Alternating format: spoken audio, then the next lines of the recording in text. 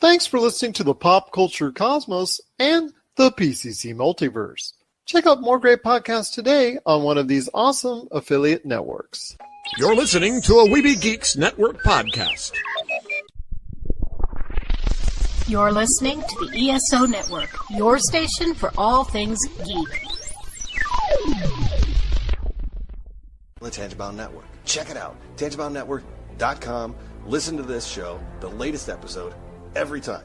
A proud member of the Gonna Geek Network. The opinions expressed are those of each individual. Check out all the other geeky podcasts over at GonnaGeekNetwork.com and get ready, because geekiness begins in 3, 2, 1. On this week's episode, why Us scored so big at the box office. The Dark Tower could rise once again. And what Fox properties have us interested after the Disney merger? All this and more as we once again delve into the pop culture cosmos. Welcome to the Pop Culture Cosmos. And we're back with another episode of the Pop Culture Cosmos. My name is Gerald Glassford from Pop Culture Cosmos and Game Source. We truly appreciate everyone out there listening to all of our great programs. But it wouldn't be a Pop Culture Cosmos without my good friend. He is the IP evaluator for Humanica Media. You gotta listen to everything going on at humanicamedia.com, Humanica Media on Facebook, YouTube, Instagram, and so much more. It is my good friend. It is Josh Peterson. Taking a look at all those IPs now that Disney has virtually everything good that came from Fox. Well, you got to remember, in the words of their Marvel icons, with great power comes great responsibility. And if some of these don't get pulled off right, there could be a lot of angry nerds out in the world, man, myself included. This is true. This is true. So there is a lot to discuss when it comes to the fact that Disney and Fox have finally done the deal. It's all done. The dust is settled. The I's are dotted. The T's are crossed. It's all finito. There's a ton of Fox properties that are now in the possession of Disney. We're going to take a look at a little bit later in the show as far as some of the properties they need to focus on now, some of the properties that they need to reevaluate and take a look at, and some of the properties that they need to go ahead and put in cold storage because Fox has just done them to death and there's no reason putting them out now into just basically any type of format or medium out there right now. So we're going to take a look at all those IPs that have us interested in one way or another later on in the program. Plus also as well, we're going to be talking about here in a few minutes, Dark Tower. That's right. The Dark Tower is coming to Amazon after all. Josh is going to tell you why he's so interested. I'm going to tell you why I may be on the fence about this Stephen King adaptation. Whether or not it's going to be good or not, we have our thoughts on it, and that's coming up here in a few minutes. Plus, later on in the program, let's go to Nakatomi Plaza because Die Hard, the board game, is coming soon. It is a Die Hard board game that has us excited. Why do we think going back to Nakatomi Plaza is going to be a real cool thing? We're going to just ponder that here at the end of the show, coming up on the back end. Plus, also as well, we've got another great song coming up this week, and this time it's from our good friend Vedius. He's going to be playing a little bit of a tune to cover one of his favorite games from early video game lore coming up here later in the program as well. But first, my friend, we cannot talk pop culture without talking about the thing that's, I guess, on everybody's mind when it comes to horror and the movies that are out there this weekend, because Us from Jordan Peele not only met expectations, but it blew it out of the water, because Us here in the United States did $70 million this weekend at the box office when it was projected to do, I saw some projections as low as 40. So this almost did twice the amount expected. So that's really a great thing for Jordan Peele coming off the heels of his great 2017 movie, Get Out. And there's possible hints that this could be something like a trilogy, similar to what we saw from M. Night Shyamalan, who just finished his trilogy with Glass earlier this year. So your thoughts on Us as far as the horror aspect, or the fact that it might tie into Get Out, or just the fact on why you think the movie did so well with audiences this weekend? But are you asking for my thoughts on Us, like you, the horror movie that is You and I, or the thoughts on Them, the horror movie that is them called Us, that is now playing in theaters that just made $70 million? Well, if you're talking about Us, that's pretty darn scary. That's all I say. Yeah, yeah. Especially since like you're all pixelated right now because my internet connection is pretty stellar. Oh yeah, you're all ready for Google Stadia. Yeah, there we go. Oh, don't get me started on that. No, what it shows is that the psychological horror genre is not dead, and that people are still interested in having that experience outside of Netflix and films like Bird Box. So I'm glad to see that's going on, because honestly, like, we don't get a lot of good horror movies. We don't get a lot of like anyone could go out. We remember when we got like a huge influx of found footage horror movies. Do you remember that? I remember when that was all the rage, and it first started off obviously with what, the Blair Witch Project. Right. That obviously popularized it. Then Cloverfield just leaped upon it, and obviously that accentuated even more. Then everybody wanted to do a found footage movie of some type and just really just beat it to a pulp. I saw a movie the other day with my wife, What We Do in the Shadows, which FX is actually going to debut this week as a series. It's funny. That movie is funny. Now, that is a brilliant use of the found footage concept that has come later in the fad, I should say, or actually after the fad is over, per se. So that's something that actually still works with that type of film and that unique point of it. So, okay, I will give you that. But for the most part, that genre of found footage films is dead. And just because you saw so much of it, in the early 2000s, even into the later 2000s, as Cloverfield just kept trying to do it over and over again, and then other found footage films as well, into other genres as far as family-friendly movies and things of that nature. So that beat it into the ground there. But you're right. Us is really, I think, been scored very highly as a horror movie. A lot of people have faith in what Jordan Peele is doing right now because Get Out did so well with audiences, both monetarily and obviously from a critical reception, because it did score an Oscar nomination for Best Film, and it did win an Oscar. So there's a lot of, I guess, belief behind what Jordan Peele is doing, and I think that has a lot to do with it as well. Yeah, real quick. Good found footage film, Swedish, on Netflix, not in English, still pretty good, called Troll Hunter. Check it out. You get a chance. Moving on. That's something we might want to do before it dies as a whole. Is good found footage films that we have liked over the years. For me, there's not many, but there is some. What We Do in the Shadows is one of them, and I highly recommend it, especially if you want to go ahead and check out the series coming up this week. Yeah, it's a very small pool, but just to see that it is doing 70 million is good, because we have not, I guess, since Get Out, we haven't really had a good horror movie come out, at least not one that's memorable in any way. Halloween. Yeah, but I mean, that was already I guess on the back of a already big franchise. We haven't had any like new original IPs IPs come out that have been any good. Like honestly, what was the last thing? Or obviously the Conjuring series. I think when that first started, I think that was probably the last time I can remember. Even that one's blown up, but like It was like the last original. It was the last original. I mean, not original, but like new IP that I've seen to actually get high critical acclaim outside of Get Out. So Halloween actually had positive reviews, and that has the highest R-rated horror opening, but Us is right behind it as far as a major opening for R-rated horror movies as well. Like We Are, You and I? There you go. Like We Are, You and I. But yes, Halloween, I think, did 75, but this did 70 just behind it. So that's a big win right there.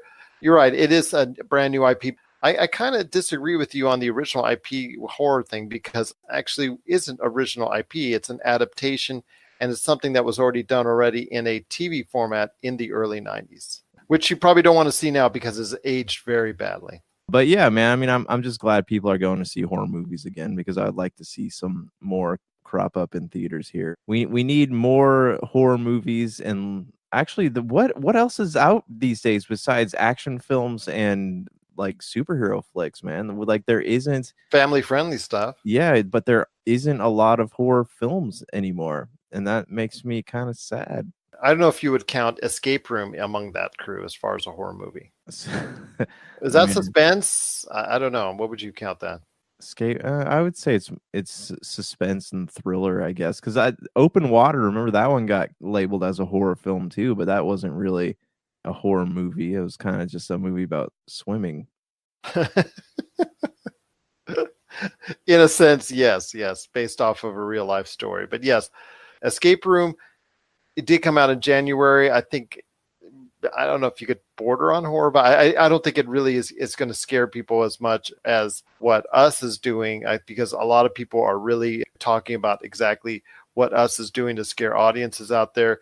And of course, it really has come at a great time because, well, right now you've got a lot of interest going back to the theaters after what Captain Marvel has done. And in its third week, it's gone over $900 million. So that makes going to the movies cool once again, because we were kind of worried. The reason why I say that is because you and I had talked about how great this lineup of movies was for 2019. And I had even almost stuck my foot in my mouth saying this could be the biggest year ever for movies. And so far, January and February had kind of fell flat on those expectations. I think it was down almost as much as, in some points at time during the year, as much as 30% below what they did in previous years, including last year's record box office year for movies. So I was kind of worried about what was going on there, but it looks like things have picked up now. And going forward with some great movies coming up, it looks like things are getting at least a little bit better for the movie-going experience going forward, which is great because I know you're such a big fan of going out and hitting the movie theater.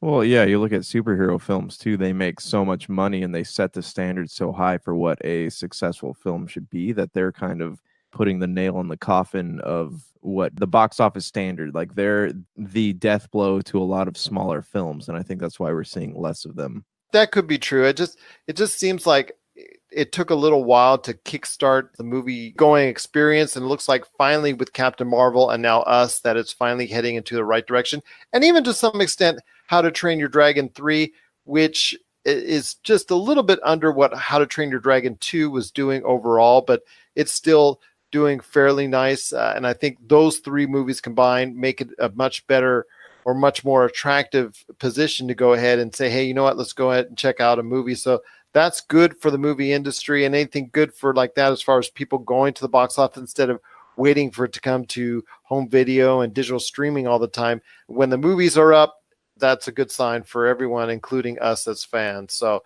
Us, like I said, hitting $70 million this weekend at the box office domestically. It appears that Us is going to be doing as well, or if not much better than Get Out, which surprised everyone and beat all of its expectations back in 2017. What are your thoughts out there on Us? Have you gone to see it already?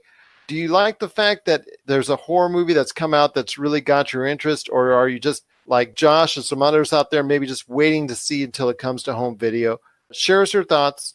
popculturecosmos@yahoo.com. Also as well, Pop Culture Cosmos, Humanic Media, and Game Source on Facebook, Twitter, and Instagram as well. You're listening to the Pop Culture Cosmos. Don't touch that dial. Wait, do people still use dials? Looking for an edge the next time you take on your favorite video game? Then check out Vitabrace High Performance Gamer Wristbands. Packed with the power of fruit seed oil, Vitabrace is clinically proven to help improve performance, giving you a better gaming experience. Head to miraclefruitoil.com and use the promo code MEDIA10 to get $10 off your Vitabrace purchase. Whether you're looking to beat the time on your latest speedrun or are fighting your way to the top on your favorite multiplayer or battle royale, Vitabrace can help you reach your gaming goals. Buy Vitabrace today at miraclefruitoil.com. That's miraclefruitoil.com. Vitabrace. Win with it.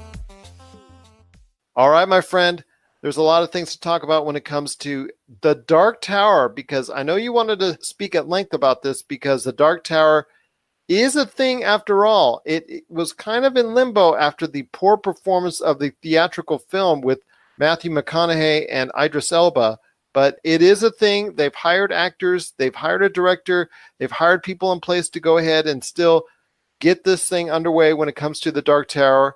Your thoughts on The Dark Tower actually still coming? I believe it's coming to Amazon Prime at some point in time very soon in the near future. What are your thoughts on The Dark Tower and how it could be better on Amazon Prime? Remember, they're supposed to make 2 series. 2 of the books were supposed to be Amazon Prime series, and then the movie ended up not doing well, and we just didn't hear anything else about it. But now the rumors are popping back up that because they still have the rights to it, they might as well, right? Because they're pumping all this money into Lord of the Rings, and Stephen King pretty much wrote Dark Tower as his Lord of the Rings, I guess, in a way.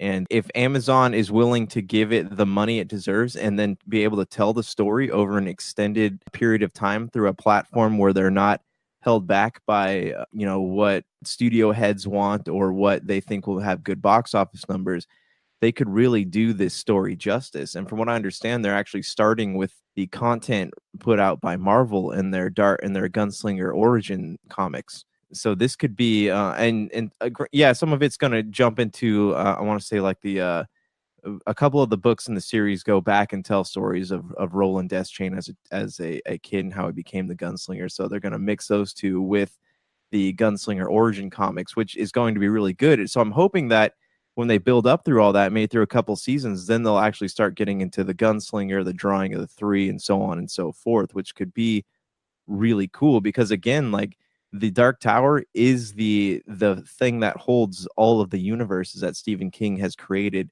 together. And if that is, if this is successful, who knows what other cool Stephen King series we might get. The possibilities are really cool. And especially if this is done well, this could really like reignite people's interest in content based on novels again.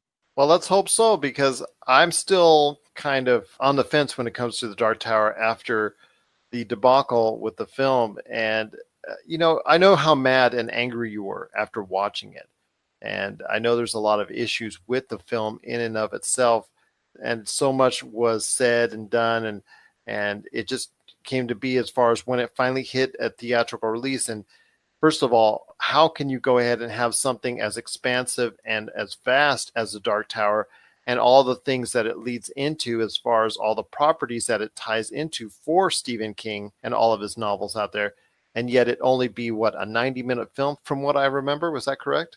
Yeah, well, they did what Disney tried to do with John Carter. So the John Carter stories expand over 3 novels specifically, and then there's a bunch of other ones that kind of tell the side stories. But Disney took John Carter of Mars and took a very expansive, very large, very beloved property and hacked it up and put pieces of all 3 books into a 2-hour movie. With the Dark Tower, they took 7 books and they tried to put it into an hour-and-a-half movie. And not only that, but a lot of the stuff, like the Dark Tower, if you watched it from a point of view of someone who has not read the books, it doesn't make sense. None of it makes sense. It's so choppy and jumps all over the place. And it sucks because Idris Elba did play an excellent gunslinger. Really like that part. But it was not, I don't know. It didn't even stand a chance. Like, even just going out the gate, like, it did not stand a chance at being a good film, because whoever thought that it was a good idea to take such huge source material, such rich mythology, and chop it up like that just clearly did not have any respect for it. And what that shows is it was just a cash grab. They're hoping to make money off the name. And that's a shame that was the case, because like you said, you were hoping for it, and a lot of great anticipation for it. As a Dark Tower fan, as a Stephen King fan, you were definitely looking forward to it. And I was looking forward to being able to see something where it would be able to tie into so many of those properties. Because to me, that's the most intriguing aspect of the Dark Tower, is how it ties into all those other different things, whether it's whether it's the Shawshank Redemption, whether it's Pet Sematary, Mr. Mercedes, or any of the other great Stephen King properties that are out there. I wanted to know exactly how it ties into all these different aspects of the Stephen King culture. Right. And it's written in the story. Like, there's a lot of parts in the story that have him diving back into some of his earliest works to tell about how these universes came to existence. Because a lot of the, if we dive into spoilers for a minute, the Dark Tower is surrounded by this pit of darkness. And the Dark Tower, since it holds all the worlds together, the monsters that got into his other stories were monsters that snuck out of that pit and somehow crossed into another world. It's really interesting how he throws it all together. But, I would even go as far as to say that he was one of the original pioneers of a connected universe, but in novel form. One last question to talk to you about when it comes to the Dark Tower and Amazon Prime and all that is, it doesn't look like they're going to be hiring actors that are name actors that are going to be able to get the kind of interest that, say, an Idris Elba or a Matthew McConaughey did. Your thoughts on the Dark Tower still, even without that name power value, still being able to attract audiences, still being able to be one of the marquee franchises that Amazon Prime can use as far as trying to bring in audiences going forward? No, they got a lot under their belt right now. Lord of the Rings, Dark Tower, like those are all. Amazon is smart because they're going after beloved book series. And who's to say, like, maybe further down the road, they'll take another whack at Mortal Engines. You know, I just watched a movie, not a good movie at all. Don't waste your time with it. But, you know, even J.K. Rowling's detective series that's on HBO, maybe Amazon will make a version of it. There's a lot of source material out there. Even, you know, Maze Runner, like when that's done, I guess Fox owns that. But yeah, it's just they're smart by going after things that appeal across generations instead of something that's popular right now. And it's really cool to see. And I'm hoping that with these epics, you know, like Dark Tower and Lord of the Rings, that we might see them give a company like HBO and Netflix a run for their money. As far as streaming services goes, of course, Amazon's pretty rich, so. Yes. Never doubt Amazon and the mega billions that they have already. Don't even get me started as far as Amazon, like getting you started when it comes to Google Stadia. Right. Well, on a side note, though, Amazon, I want to see them succeed or in original content, because if you have Prime, like I feel like they are one of the best deals out there as far as streaming services go, because you can actually pick and choose what channels you want attached to your Amazon Prime account, as opposed to you know, Netflix and HBO, where you just get them separately. That is obviously something to consider.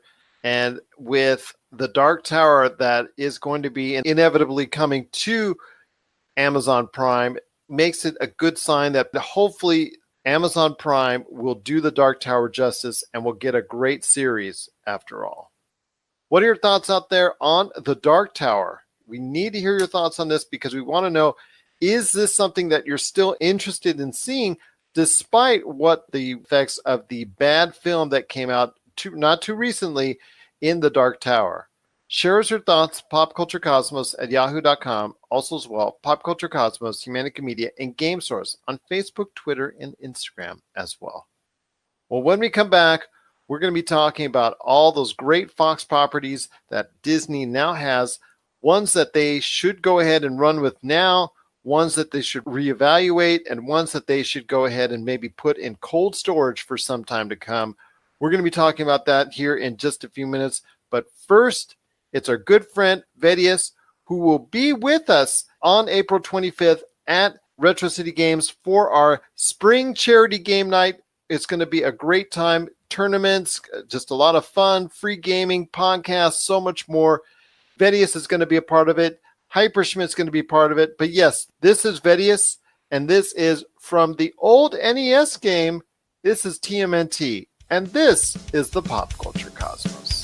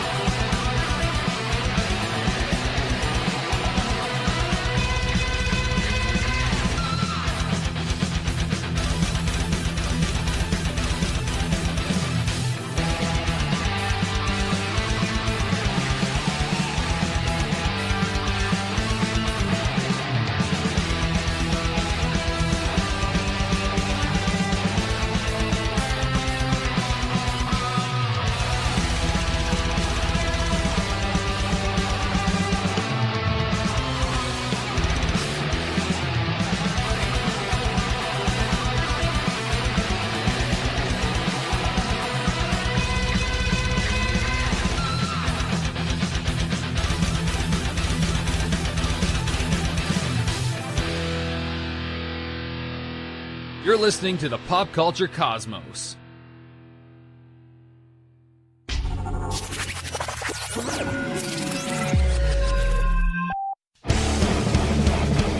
Get ready for Kittie Origins Evolutions, the latest documentary from Rob McCallum. Thrusted into heavy metal stardom as teenagers with their debut release, Kittie has thrashed and conquered the heavy metal world for the past 20 years. Kittie has defied industry norms, fought back against women in rock stereotypes, and inspired generations since they appeared. And now, for the first time, they've decided to share their untold story. Generously peppered with archival footage shot by the band, this film gives you an honest and brutal look at what it takes to survive in the music industry. Order the DVD, Blu-ray, and live CD triple pack that features recordings from throughout their 20-year illustrious history from RobMcCallumFilms.com. RobMcCallumFilms.com, your place for awesome stories about awesome people and films worth watching.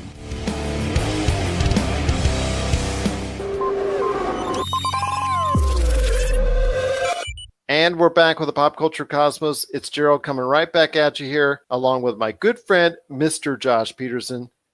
So, Josh, it's finally done. After all the talking, after all the red tape, after all the stuff that needed to be signed, after all the anticipation and wait and everything that's good, that so many people out there have been waiting for, is finally done. Disney and Fox have finally merged those assets together, and a lot of 20th century, or I should say 21st century Fox assets are now a part of the Disney stronghold. So you and I came up with a list of things that we wanted to talk about as far as IPs that they should consider using now, reevaluate, and put in cold storage. So let's go ahead with the stuff that we think that they should utilize now. So share your thoughts, my friend, on 3 Fox properties Disney should go ahead and utilize right away. Okay, I got Alien because I, like many people, I just want to see it end, I don't want to see the franchise end, but I want to see the arcs that have been left open. I want to see them end. I knew you were going to say Alien. I just knew you were going to say Alien. No, but I mean, think about Alien Covenant, right? They totally messed up what they've been building with Prometheus, and a lot of people now just want to see the aftermath of that and then have closure so they can take the complete journey from Prometheus all the way to Alien Resurrection. And then if they want to revisit later, like with the Neil Blomkamp films, if that's still in the cards, like, by all means, go for it. But just give us closure on what we have, because right now there's a huge gap in between Covenant and Alien. So let me ask you this. If that's the case, if there is that huge gap, maybe either a movie or what were you talking about earlier with a Dark Tower series, maybe they can go ahead and put something like that on Hulu. Obviously not Disney Plus, because they're only interested in putting family-friendly stuff on there, but they are pushing things like Deadpool and other R-rated properties in the 21st Century Fox consortium into Hulu. So wouldn't that be a great to start a series based off of Alien somewhere in there in regards to putting it maybe on a Hulu format? Yes and no. I guess it depends on the content, because if it's just going to be your typical, alien running around a spaceship type thing, we don't need that. We have plenty of films of it already. But if they're going to use a series to really truly explore what was hinted at in Prometheus, then I would be all for that. I'm going to go ahead with my first one as far as what we want to go ahead and promote and keep going on is, I think I'm going to go with 2, because they're so interlinked together, especially the fact that they've been together pretty much for several years now on Sunday nights as a Sunday night staple for Fox. And that is The Simpsons and Family Guy. I mean, they are part of the Fox animation block. Family Guy is a staple of Sunday nights, along with going on 30 years now, The Simpsons. I think both those you should just go ahead and not mess with. They're doing well still, even after all these years. And at this point in time, should not mess with anything that they're doing because they've been so successful. So at least at this point in time, when it comes to The Simpsons and Family Guy, you need to go ahead and, well, you know what? Stay the course with both those two. You're not going to have that many years left of The Simpsons. I think maybe ended at 35, but for now, everything looks good when it comes to Family Guy and Simpsons, and just don't mess with a good thing when it comes to Disney and Fox. What's next on your list, my friend? I got Fantastic Four. Marvel's in a weird place right now. They're getting ready to launch their next phase post-Endgame. But Fantastic Four would be a good place to launch because from what I understand, Namor is going to be possibly going to be in a Doctor Strange sequel or a Black Panther sequel because Namor is tied in very closely into the Fantastic Four mythology. So now would be a good time to launch a new Fantastic Four movie as they are getting ready to go into a new phase and kind of have Fantastic Four be the backbone of the the next several Marvel films as they are in the comic books. So what's next on your list? Because I shouted out, like I said, Family Guy and The Simpsons. I know you said Fantastic Four and Alien. What's the third IP on your list that Disney now has from Fox that they should go ahead and use right away? This one's more of a fan request. Just I would like to see Independence Day. I would like to see a third one close that originally proposed trilogy with Jeff Goldblum before he becomes too old or I guess doesn't want to do it anymore. It seems like a good time for we're in this Jeff Goldblum renaissance. It would be a good time to make that last Independence Day movie, close out the franchise, and possibly even just forget about it for the rest of the time. Did you see Resurgence? I did, but it wasn't good, but it wasn't awful. There are definitely worse movies out there, but they promised 3 movies, and I would have loved to see, that whole story come to an end, especially with Jeff Goldblum. Let's hope it does, but Resurgence is a hard watch. That's all I can say. For me, the third on the list as far as properties that I think they should go ahead and act upon now, let's go with Deadpool. I think that's an easy, low-hanging fruit there, but it is easy to call. I mean, over $700 million for an R-rated film 2 times in a row, even though I didn't like Deadpool 2 very much. You cannot argue with the cashola right there. $700 million plus twice in a row. Go ahead, make sure that the third one is well on its way. And also, even as something that it might not do as well as the other Deadpool movies, really focus in also as well on an X-Force. Disney is all about the numbers and trying to go ahead and make something, and generate the funds. Even if it doesn't generate as much as a Deadpool per se, you're still talking about $500 million that probably will go out for an X-Force movie that has Deadpool in it in some form or some fashion. Yeah, I was actually reading something. Ryan Reynolds saying he was meeting with Disney people about what Deadpool 3 could be. Did he go in the school bus like he did on that? and the thing, yes, that famous picture he did the day on. No, but I was reading that that's actually a thing, and he is going to be making hints, I guess, through dialogue about like the whole how he's in a different world now. I guess with the the Disney Marvel Avengers world, he's in there, but he's not in there. If that makes sense. And that's so funny for anybody that's going to be following him on Instagram or Twitter. That's just going to be so funny to go ahead and follow anything that he does out there in regards to this whole merger that has now happened. It's finalized, and now Deadpool is part of the Disney consortium. But just to see him with the mouse ears and riding on the school bus was hilarious. Yeah, it was funny. But you think about it, he's the only one in that world who could get away with saying, oh, yeah, I guess because he's so aware of himself, he could get away with merging into the Avengers universe pretty easily. Yes, absolutely. And let's hope it does happen at some point in time. But you got to remember as well, Ryan Reynolds is not getting any younger himself. Yeah, but I mean, he's like burnt in Deadpool, so it's not like and that's true. He's not actually in the suit most of the time when he's filming it. Yeah, and even when he's not in the suit, like he's got so much makeup on, it doesn't really matter how much he ages. As long as he can still, crack wise, he's good. This is true. So what are some of the properties out there? 3 properties from Fox that now Disney has that they need to go ahead and reevaluate that was in the pipeline or was being made, and they need to reevaluate to see whether or not this is something that they want to execute long term. I think X-Men needs to be reevaluated. I for one don't know if I want to see the modern iteration of X-Men be incorporated into the Disney world. I'd probably rather just see it rebooted. Though a part of me would like if they could incorporate it some way to give Hugh Jackman one more time in the claws and let him go out, whether it's in a Deadpool movie or in an Avengers film, and they do some kind of time universe warp thing. I would love to see him get that last wish because he had always wanted to be in an Avenger film, and imagine the money that would bring in. Oh, you know what? That would be awesome. I couldn't agree with you more on that assessment. That would just spot on, my friend. You know, we'll find out. I'm sure there's I'm sure there's already wheels turning as to what's going on.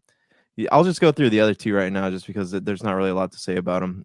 Die Hard, I don't think we need any more Die Hard films at the moment, so they should kind of think about what they're going to do with that. And Predator also, because the last Predator movie wasn't good, and they ended it like they were going to make more. So I think that if they're going to do a Predator series, it needs to have a stopping point. Like, they need to map out where they're going, give it a stopping point, and don't milk it for another 20 years.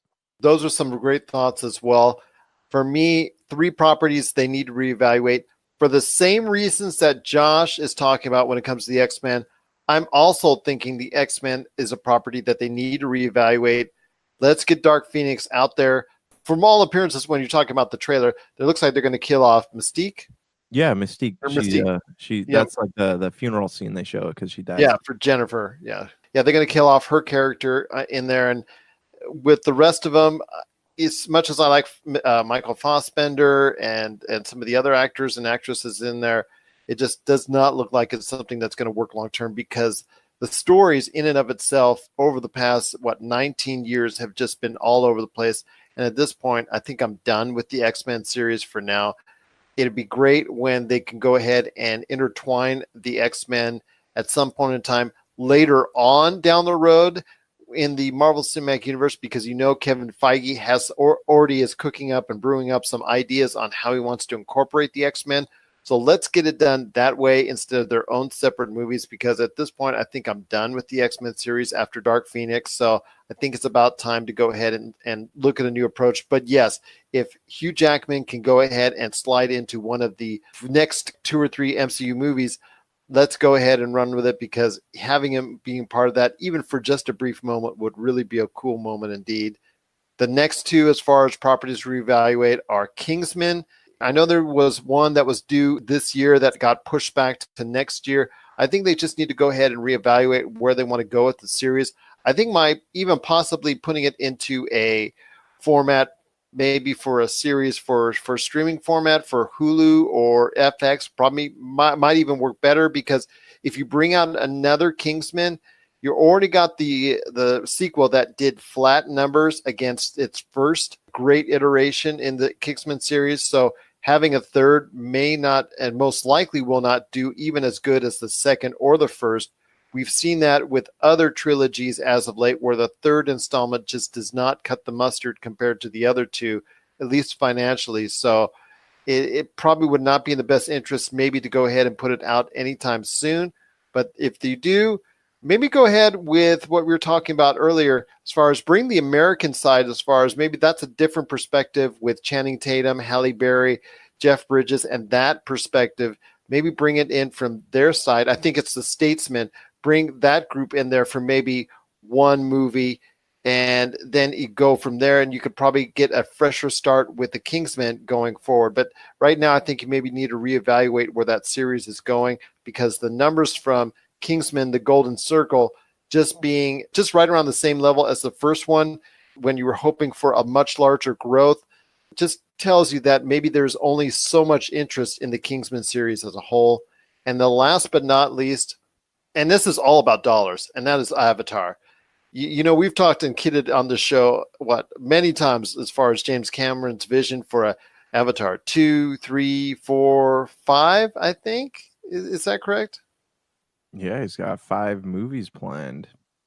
He's got 4 more planned. It's been a money pit, dude. Like, it's past the point of patience with audiences. It's why are you even continuing this? Why is Fox funding this? And what's going to happen if the movies don't do so well after all the money that's been dumped into them? Very interesting. Because now you're talking over a decade when the next film comes out in the series, correct? It was 2009, yeah. So we're 10 years ago. And if that's the case, my friend, that's going to be an issue, because people forget why they even liked Avatar in the first place. I know our good friend Rob McCallum has said it best. It has not sustained that foothold in pop culture like a lot of other entities especially one that went to over $2.8 billion worldwide at the box office. And part of it was that is because of it was such a marvel of viewing entertainment, and people were awed by the special effects. I was interested in it only because of the fact that Stephen Lang played a heck of a good villain, and one of the best villains ever on film, in my opinion. I think he's the reason why that movie is even watchable outside of the special effects, because the story in itself is just yawn fest. But we won't go there too much on Avatar. I will say this, that they need to go ahead and reevaluate it, because like you said, it's a money pit. And yes, it's great that Disney World has an Avatar themed exhibit now that you can go ahead, and Avatar themed ride and a whole experience that you can now go ahead and check out at Disney World. But outside of that, it's just, I don't see the justification for going ahead and delving into much more than Avatar 2, seeing how that works out. If it gets anywhere close to even half of what the original Avatar does, and then maybe reevaluating it from there, whether or not you want to continue forward with an Avatar 3, 4, or even an Avatar 5. Because that, to me, is just crazy, just going ahead and just banking all that money on all these avatars when the first Avatar came out so many years ago. Yeah, it's too many eggs in one basket. But does Fox now own Alita Battle Angel? Or, I mean, Disney now own Alita Battle Angel also? I believe that is correct. If it's part of the, wow. yeah. I mean, that's something I would like to see come to life too. You know, maybe one more film, if anything. You're listening to the Pop Culture Cosmos. Check out what's been going on with the Pop Culture Cosmos Show and the PCC Multiverse. I see the potential for basically like another Netflix kind of paradigm shift where here comes this other major player. They have a ton of resources. Apple could change the way that entertainment is consumed. They say it's the only time this year that you'll have stars from each brand battling each other. And we know it's not going to be the case, but they like to say that, and more power to them, I guess. Well, it's a big first step, bringing all those superheroes together. There were definitely some parts of the movie that I really enjoyed, and then there were some parts that I thought just kind of fell short of expectation. Part of it has to be something to do with how it's being promoted, and this is a thing where audiences do not agree with critics. That's the Pop Culture Cosmos Show. And the PCC Multiverse, every week on the Podcast Radio Network and Apple Podcasts. And over a dozen of your favorite streaming and podcasting options. All right, my friend, we've come to the 3 properties that Disney and Fox needs to shelve, my friend. So tell me, please, if you were running Disney right now and you got all these Fox properties, which ones would you put into cold storage? Planet of the Apes, because that franchise, the first 2 were really good, but then it fizzled out. Like, it didn't have an explosive ending, didn't have a gripping ending. It just kind of it disintegrated like Scarlet Witch and Avengers. My other ones would be Home Alone. Stop making straight to DVD versions of Home Alone. Let the classics lie. You know, just let them be what they are. Other one, Ice Age. Don't need another Ice Age film. That series stopped being good after the second one, and if they keep beating it to death, it's gonna become Shrek 2.0, and they just need to let it lie, let future generations decide if it's going to be a cult classic or not. They have Shrek 2 now, don't they? No, there's a crap ton of Shrek movies. There's I know, but weren't those 20th Century Fox? Oh, that's right, they do. Oh, okay, so that's why I'm reading all these rumors about Shrek possibly having more movies. That's interesting because there's also a Shrek exhibits at Universal Studios. Dude, I wonder what this is going to mean for them. Well, that's what I was telling you before the show, because the Simpsons area in Los Angeles near Josh. Yeah, near Josh has the Simpsons area right in the middle of it. What would happen if Disney wanted to say, you know what? We're pulling the plug. I'm sure there's contractual agreements of some type, like they have with Harry Potter and Kung Fu Panda. They have contractual agreements, I'm sure, of some type as far as those properties. So there has to be some length of time before they can go ahead and Disney just pull them out of there. Yeah, but that's a huge thing. Like, that's literally a quarter of their theme park is dedicated to the Simpsons, like a whole floor. That's crazy. Oh my gosh, never thought about that. Oh, well, Universal's gonna have to step up their game in the wake of this whole thing. Maybe they can just say, hey, you know what? Another 10 years of Springfield for the full rights to the Hulk and Namor. How about that? You got it. Well, there are other Universal properties that could be made into something cool in a theme park if they lost the Simpsons. They'll just have to extend Jurassic Park even more. They could call it Jurassic World. Whoa! Or Fallen Kingdom. Yeah. No, you don't want to call it that. Even though it made money, it's still not a very good movie. But did you already go ahead and say all the 3 properties? Yeah, it was Planet of the Apes, Home Alone, Ice Age. For me, the 3 to put into cold storage, let's start off with Predator. I think after what the last Predator movie, I think we're done with Predator for at least the next decade or so. Let's go ahead and put that into deep cold storage because no one really has any more interest into the Predator. I think that's been done to death. And along with the Alien series, I think both need to be reevaluated, one for shorter term, one for longer term. Alien we talked about, I think that still can be revived, but Predator I think needs to be gone for at least the interim now. We're talking about maybe at least the next 5-10 years. Do you think that maybe there's life left in the Alien vs Predator series if that was actually given a serious story and written by somebody who can actually hold their own as a sci-fi writer? That would be a very tough reach. We keep going back to streaming services. I'm going back on streaming services, so maybe you could make it out of a series. Maybe just build up as far as the backstories on each, and then build towards like a war type deal at the end of the season. Yeah, that'd be cool. But I feel like a streaming service is kind of a disrespect to these bigger movie franchises in a way. If you saw the last Predator movie, maybe you would say that's a disrespect to the series as well. I saw it. I mean, it was what it was, but it's I don't know. That might be the best review of it out there. It was what it was. Yeah, but again though, like Disney is a powerhouse when it comes to finding good writers to take stories into interesting directions. So I'm just thinking about the possibilities. Maybe as a video game once again. Alien Isolation is IGN's premiering a bunch of short movies, I think, on Alien Isolation. So who knows? We'll see what happens. We'll see what happens indeed.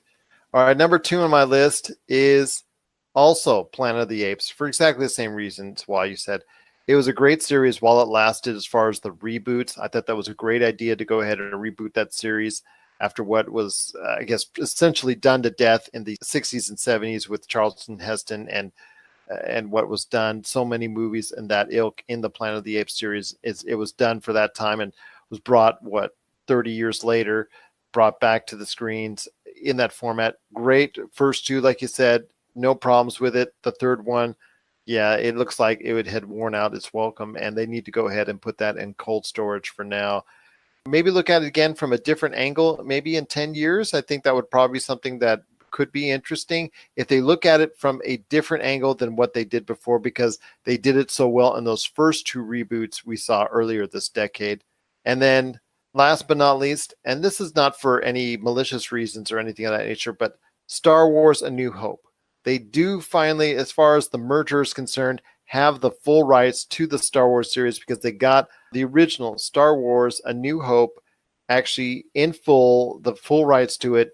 Now it's a part of their collection. They need to just go ahead and have it in storage for a rainy day so they can maybe play with it as far as make it better. Take a look at it. How can they go ahead and sharpen the images? How can they go ahead and make it part of a collection that you'll see it come later this year on a DVD collection before Star Wars Episode 9 comes out, or next year, so to speak, as far as doing a rush job on it? I think you put it on ice. You do what you can with it. Maybe go ahead and find some way you can go ahead and make it special once again. I don't know what way that is, but to me, I think you should go ahead for now and take Star Wars A New Hope and go ahead and put it on ice so at least it becomes special again at some point in time down the road. I would love to see them do a version of A New Hope. Put the Blu-rays out separately with each other. Don't do like a whole trilogy. But because that's what they're going to do. Yeah, but put them out separately, but do like they did with how they had those 4-disc editions. One has all the different versions of the film that have ever been made. It'd be cool to see that, like the original theatrical cut, the one with the the computer graphics thrown in there, and then the one that was cleaned up for Blu-ray quality. put out a version of it that has all those versions in it so that people can go back and kind of experience the magic of the film, see where it was changed, and then they can, as new fans come up into Star Wars, they can make up their minds objectively instead of what we've been telling them, passing this on down from one person to the next. But I'm just saying, put it at least on ice for a little while. Make it so that you can go ahead and make something special out of it. Don't even put it on Disney Plus right away. Make it so at some point in time, like an anniversary or something. It should always have that special quality because pop culture, in a sense, was born with Star Wars. And if that's the case, in many ways, I'm not going to say every way, it was because you got Star Trek and other properties out there that came first. But in many ways, Star Wars really personified the birth of pop culture. And I think in order to go ahead and keep that appreciation for it, I think you should always try to do what you can to make it special. But if you keep running it on TNT every 2 or 3 months, it loses its specialness because you've played it and replayed it and replayed it so many times on television. I think it just loses its special quality. I think you need to go ahead back if you're Disney and just say, hey, you know what? We're going to put it on ice for a little while and make it special once again later on down the road. And I totally get that. But what I don't want to see happen from this whole thing, I don't want to see any of these classic films go into the vault. I don't want them ever to become not available to film enthusiasts or people who might not have had the chance to experience them as kids because they're kids now. So that's something I definitely don't want to see happen. But again, it's Disney, so who knows? Maybe they will put some things away just so people can build a desire for them once again. But I would really hate to see that happen. That's true. That's true. I just want them to go ahead and treat the movie Star Wars: A New Hope the way it deserves, because it has brought so much into many people's lives, including ours here at the Pop Culture Cosmos. And I think it should be treated with a reverence that many movies do not deserve. But this one definitely does. What are your thoughts out there on the Disney-Fox merger now that it's all said and done and Disney now has all these properties? Which ones would you like to see come out now and continue their success? Which ones would you like to see reevaluated? And which ones would you like to see in deep storage? Share us your thoughts, popculturecosmos@yahoo.com. Also as well, Pop Culture Cosmos, Humanica Media, and Game Source on Facebook, Twitter, and Instagram as well. Well, when we return, speaking of Fox properties, like we talked about earlier, Die Hard. There's a board game coming out that we really are interested in. Is it time for you to go back to Nakatomi Plaza? We'll answer that question coming up right after the break. This is the Pop Culture Cosmos. If you're tired of sifting through flea markets for rare and unique games, we can help. Retro City Games in Henderson, Nevada, only 5 minutes from the Las Vegas Strip, has all your favorite gaming staples, classics, and a wide selection of rare games with new stuff always appearing on our shelves. Come in and chat with Nicole or Doug about your love of games and watch as they help you complete your collection or find your childhood favorite. And don't forget, Retro City Games loves trade-ins. So if you have any Nintendo, Super Nintendo, Sega, Xbox, PlayStation, or even PC games, come in and visit Retro City Games today. Welcome to the new metropolis of gaming, Retro City Games. And we're back to close out the show. It's the Pop Culture Cosmos. My friend, you've got a great thing going on with Humanica Media, so share the goods, my friend.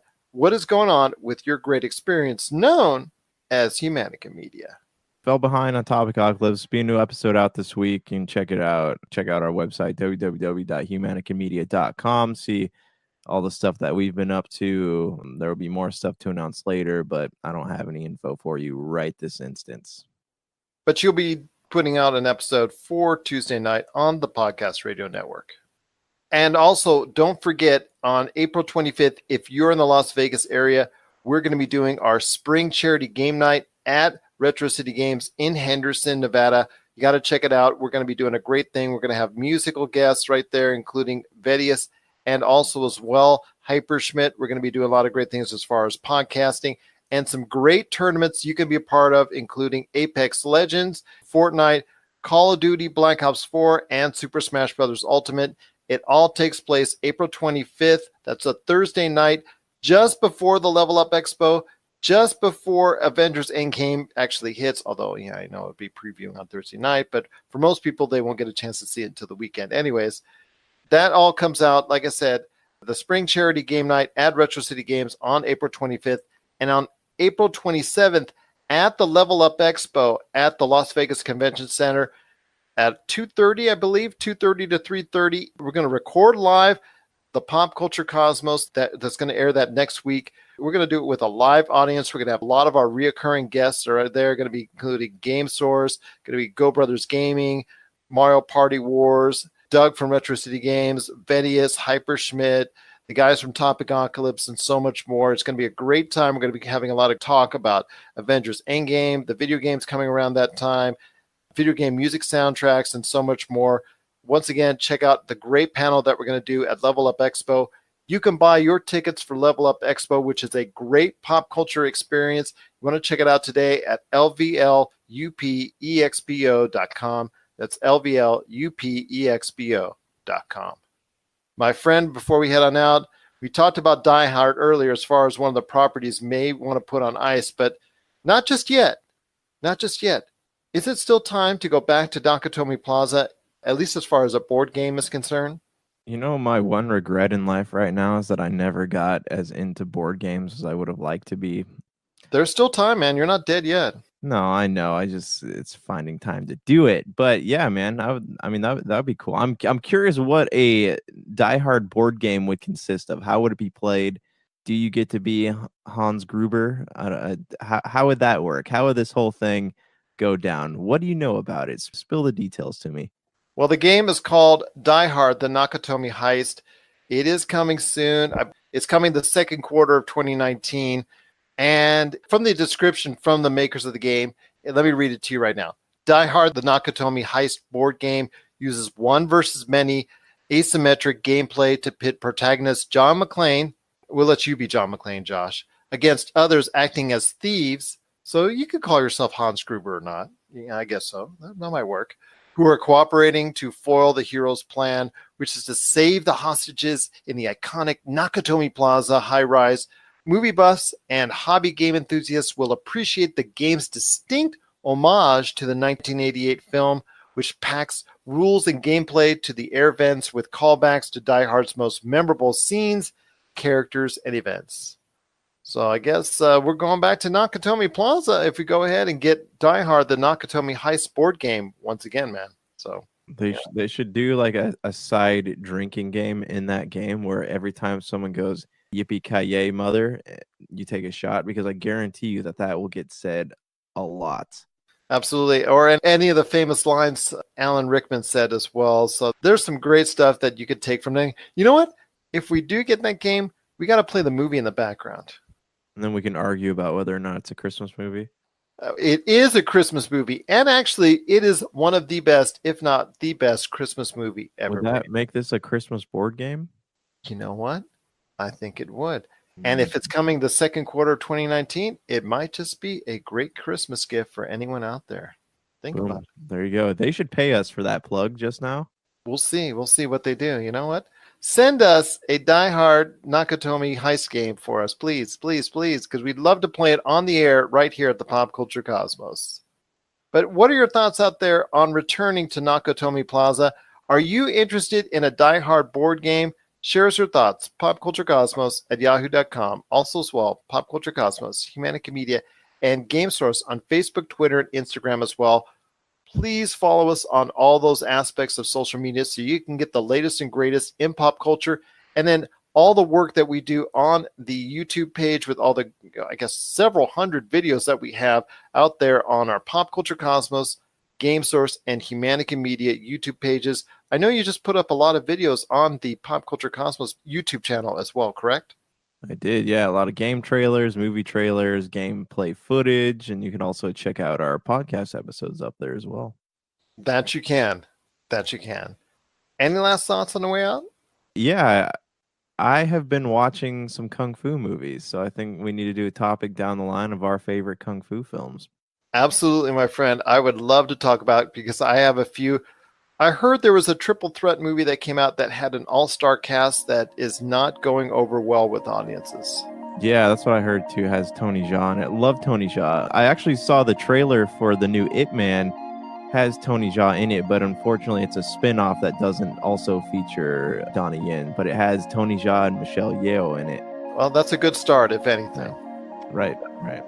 We're going to have a talk about our favorite Kung Fu movies you should watch sometime very soon. So for Josh Peterson, this is Gerald Glassford. It's another beautiful day in paradise right here in the pop culture cosmos. We thank you for listening. And here's hoping you have yourself a great day.